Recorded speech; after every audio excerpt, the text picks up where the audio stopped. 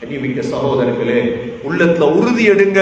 இன்ஷா அல்லாஹ் கடந்த காலம் போயிட்டு இந்த சக்கராத் வரைக்கும் நான் ஒரு தொழுகையை தவற விட மாட்டேன். இன்ஷா அல்லாஹ் அந்த நீயத்து வந்தாலே அல்லாஹ் உதவி செஞ்சிருவான்.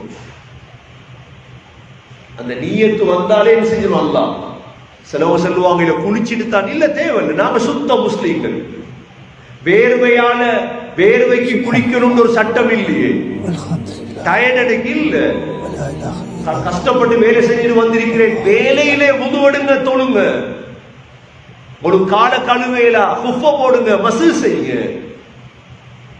எப்படியாவது சகோதரர்களே தொழுகையை தவறவிடக்கூடாது.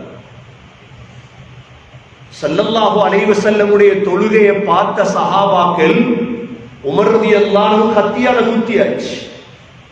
உமர் ரலியல்லாஹு அன்ஹு அவங்களுக்கு வயிற்றுல தொப்புள்ள ஒரு குத்து, நெஞ்சில 2 குத்து, 3 குத்து குத்தி ரத்தம் ஓடிட்டு விழுந்துட்டாங்க கீழே. சூரியன் உதிக்குது, சுப நேரம். சஹாபாக்கிட்ட கேட்டா நான் தொழுதனா சுபா? இல்ல. உடனே எழும்பினாங்க, தக்பீரை கட்டுறாங்க, ரத்தம் ஓடிட்டு. ஏன்? சக்கராத்தில் என்ற தொழுகை தவறிடக் கூடாது. சகோதரர்களை உறுதி எடுங்க, வைராக்கியம் எடுங்க. வைராக்கியம் தான் தேவை. ஏன்? ஸல்லல்லாஹு அலைஹி வஸல்லமுக்கு தெரியும் இந்த சமூகத்துடைய முன்னேற்றத்தை அல்லாஹ் தொழுகையோடு வைத்திருக்கிறார்.